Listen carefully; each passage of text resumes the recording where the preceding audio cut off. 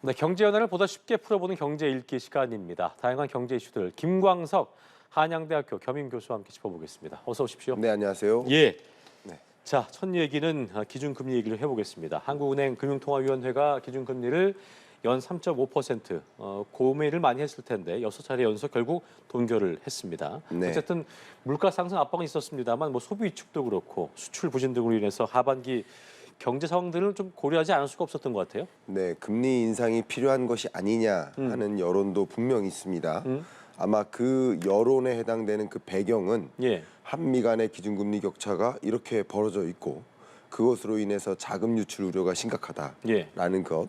또 그 밖에도 굉장히 많이 이야기하는 것 중에 하나가 최근에 또 이스라엘 하마스 전쟁 때문에 국제 유가가 급등하고 그게 또 물가 상승 압력으로 작용할 수 있어서 물가를 안정화시키기 위해서 금리 인상이 필요하다라는 여론들이 있습니다.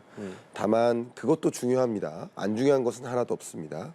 이런 요소들을 고려해서 금리를 인상하자니 또 금리를 인상할 수 없는 어떤 그런 요인들이 또 많이 상존하거든요.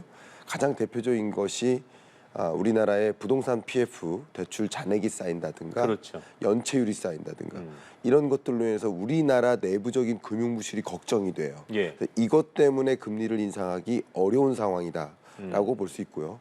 또 우리 한국 경기를 상황을 보면 예. 최근 2분기 성장률을 확인했는데 소비, 투자, 또 순수출, 소비와 투자, 수출 이게 3대 지표인데요.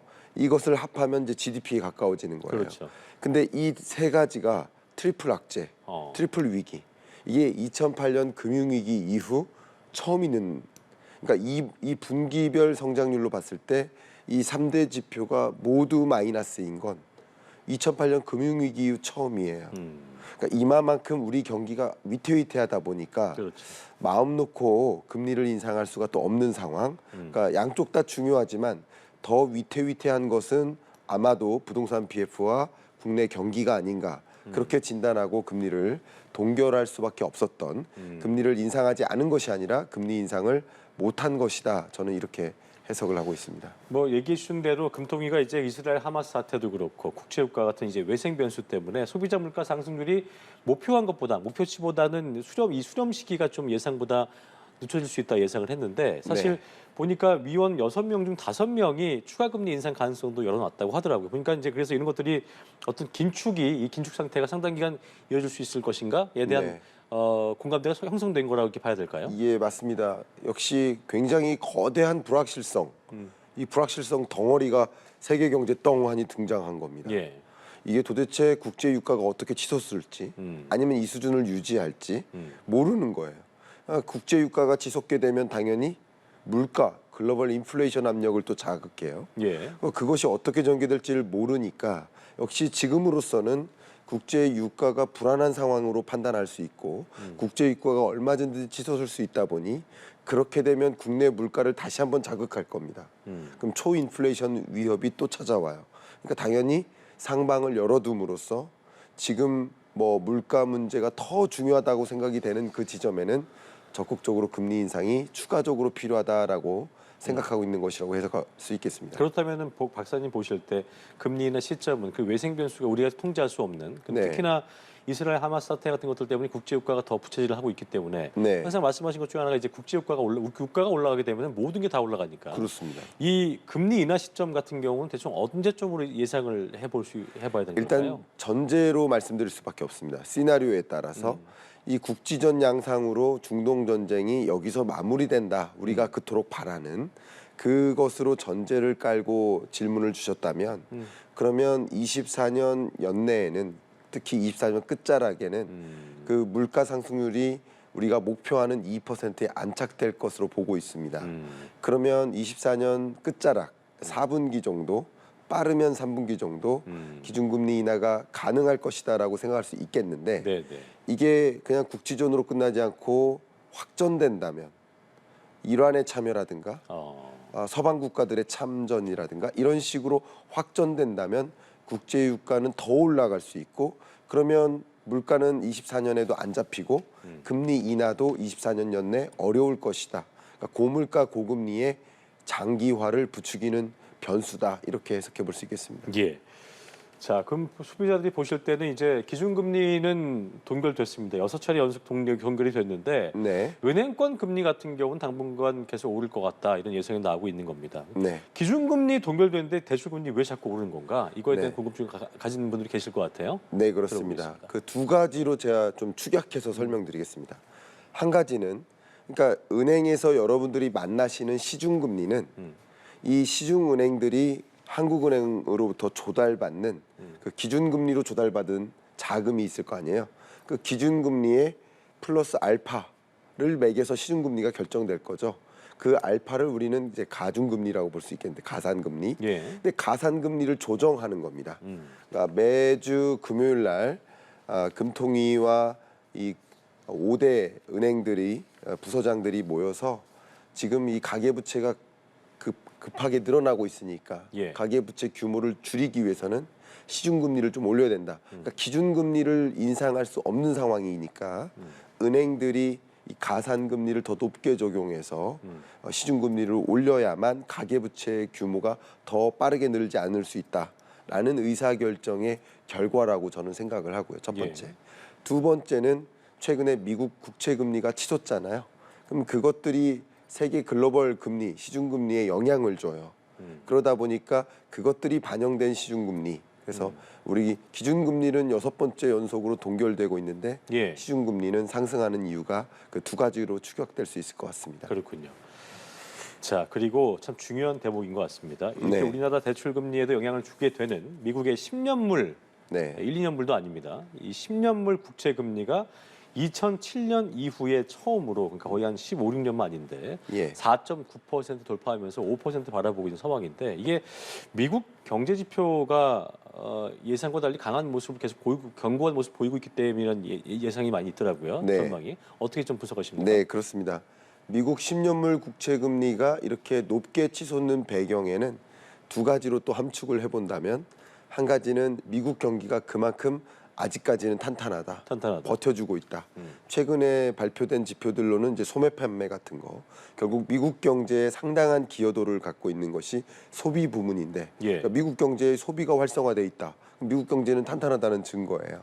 근데 그 소비 부문을 볼 수 있는 소매 판매가 굉장히 견조하게 유지되고 있는 상황. 고용 수준뿐만 아니라 그런 것들은 아무래도 미국 경제가 좀 탄탄하다라고 볼 수 있기 때문에 국채 금리가 좀 올라가는 그런 성격이 있습니다. 첫 번째. 두 번째는 지금 전쟁도 있지만 미국이 추가적으로 부채를 의존해서 이 나라 살림살이를 운영하거나 이 중동 전쟁에 전비를 지원하거나 예. 그런 종류의 행보를 보이고 있어요. 네. 그러면 미국은 국채를 추가적으로 발행해야 되겠죠. 돈이 많이 필요한 상황이기 때문에 그렇죠. 그럼 국채를 추가적으로 발행하게 되면 국채 가격이 떨어지고 반대로 국채 금리는 치솟는 거거든요.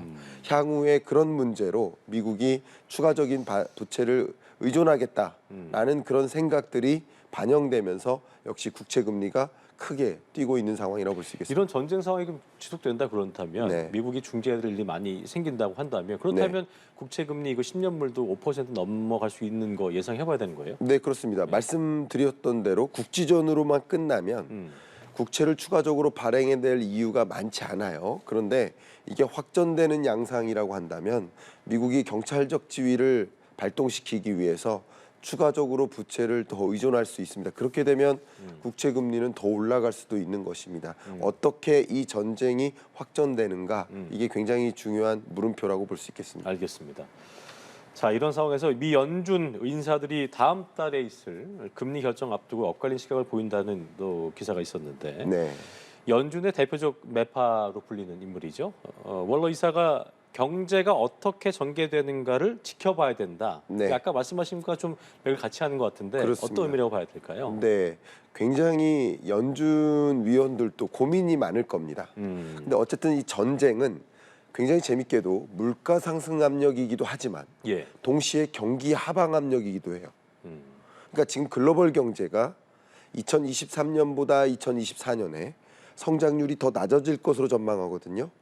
그러면 경기 침체인 거예요. 글로벌 경기 침체. 예. 그리고 물가 상승률은 여전히 높은 수준을 유지하는데 전쟁이 만약에 여기서 확전되는 양상이라고 한다면 예. 물가는 더 높게, 경기는 더 낮게. 이게 뭡니까? 스태그플레이션인데 그렇잖아요. 스태그플레이션 압력인 거예요. 이 전쟁은. 그러다 보니까 이러지도 저러지도 못하는 중앙은행들의 의사결정이라고 생각해 보고요. 물가는 또 치솟으니까 금리를 인상해야 될 요인이 될 수 있겠지만 또 막대한 정말 경기 하방 압력으로 작용할 수 있기 때문에 또 그게 좀 위협스럽다라고 볼 수 있고 첫 번째. 두 번째는 어쨌거나 지금 시중금리가 올라갔잖아요. 그렇죠. 미국 10년물 금리가 올라갔단 말이죠. 그게 기준금리 인상을 통해서 만들어낼 그 시장 상황이라고 볼 수 있는데 기준금리 인상을 안 해도 이런 여러 가지 상황 때문에 국채금리가 어쨌든 올라갔으니 굳이 기준금리를 인상할 필요가 있겠느냐. 그거까지 올릴 필요가 있겠느냐. 그렇죠. 인상을 통해서 우리가 유도할 만한 그 시장 상황이 연출됐기 때문에 기준금리를 추가적으로 인상할 필요까지는 없는 것이다라는 판단도 여기에 다 반영된 거라고 볼 수 있겠습니다. 그렇다면 11월, 12월에는 기준금리는 좀 동결될 수 있는 쪽으로도 예상해 볼 수 있다는 거죠. 현재로서는 동결의 무게가 조금 더 실리고 있다고 볼 수 있겠습니다. 알겠습니다.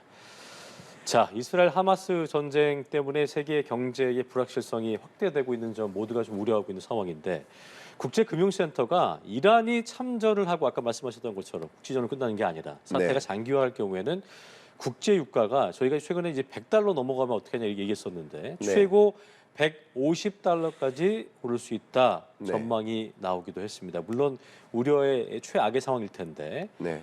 어떻게 좀 바라봐야 될까요? 네, 정말 이 전쟁이 어떤 방식으로 전개될 것인가 이게 굉장히 큰 물음표예요.